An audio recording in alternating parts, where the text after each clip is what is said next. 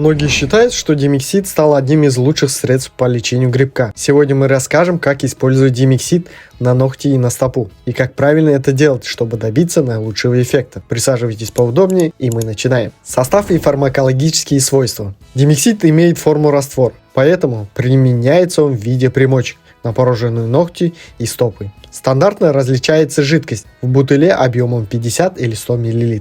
Для использования средства разбавляется водой для понижения концентрации действующего вещества. Также продается лекарственное средство в виде геля. Однако оно содержит только половину или 20% действующего вещества, из-за чего использование раствора более эффективно. Использовать гель рекомендуется только на начальных этапах развития болезни. Димексид практически не имеет неприятного запаха, так как содержит натуральные компоненты в составе без химикатов. Димексид от грибка имеет 4 направления воздействия. Антибактериальный. Останавливается размножение бактерий, предотвращается прогрессирование грибка. Дезинфицирующее.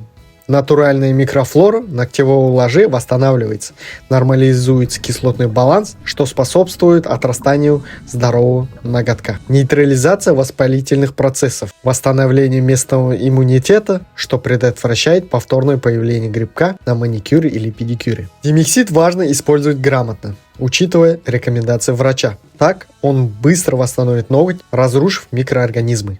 Основное действующее вещество препарата – диметилсульфоксид. Дополнительно добавлены вспомогательные вещества – непозол и непогин, обеспечивающие быструю усваиваемость состава и его проникновение в структуру ногтя. Использовать средство можно на ногтевой пластине, а также на коже вокруг нее, что предотвращает распространение инфекций по здоровым тканям и ногтям, особенно на начальных и активных стадиях прогрессирования болезней. Как лечить грибок ногтей? Друзья, по статистике канала 90% зрителей смотрят мои видео без подписки. Это, конечно, очень обидно, потому что я очень стараюсь создавать интересный и полезный контент для вас. В связи с этим буду признателен, если вы подпишетесь прямо сейчас. Большое спасибо. Как лечить грибок ногтей? Грибок всегда приносит неудобства и неприятные ощущения. Зачастую с ним не так легко бороться. Существует несколько способов применения димексида для лечения грибка ногтей. Подготовка к процедуре. Перед тем, как проводить процедуры, конечно же, нужно подготовить кожу. Для начала их нужно хорошенько распарить в горячей воде, примерно 4 ложки уксуса на 3 литра воды. Держать минут 20. Затем просушить полотенцем. Если на ногтях есть лак,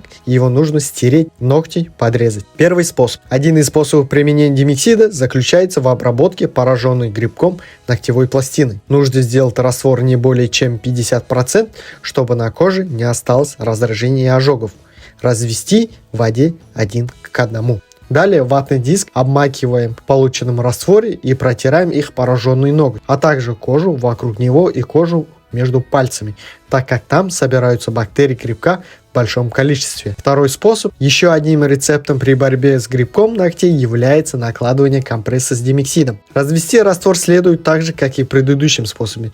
Далее им пропитывают ватный диск. Вместо ватного диска можно использовать любую чистую мягкую ткань. Полученный компресс положите на пораженный ноготь или стопу и сверху обмотайте бинтом или пластырем. Чтобы не было дискомфорта, можно надеть носочки.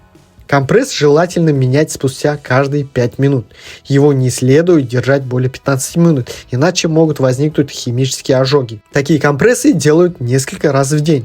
Когда признаки грибка начнут исчезать, процедуру следует приостановить. Ошибки, которые могут привести к аллергическим реакциям.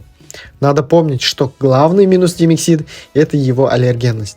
Поэтому обязательно димексид надо разводить в пропорции 1 к 3. Первый раз лучше 1 к 4 или 1 к 5, чтобы убедиться, что у вас нет на это аллергии. Не надо сильно фиксировать бинтом, так как есть вероятность получить ожог, то ли аллергию. Кому противопоказан димексид? Не стоит использовать это средство людям со сниженной функцией печени или почек, сердечно-сосудистыми заболеваниями, катарактной и аллергией на димексид. Также не стоит его применять после инсульта или инфаркта детям до 12 лет, беременным и кормящим женщинам. А при наличии кожных заболеваний нужно посоветоваться с врачом. Друзья, если вам понравилось данное видео, я прошу вас поддержать меня, поставить лайк и оставить комментарий. Это очень важно для меня, потому что я стараюсь делать контент, который будет интересен и полезен для вас.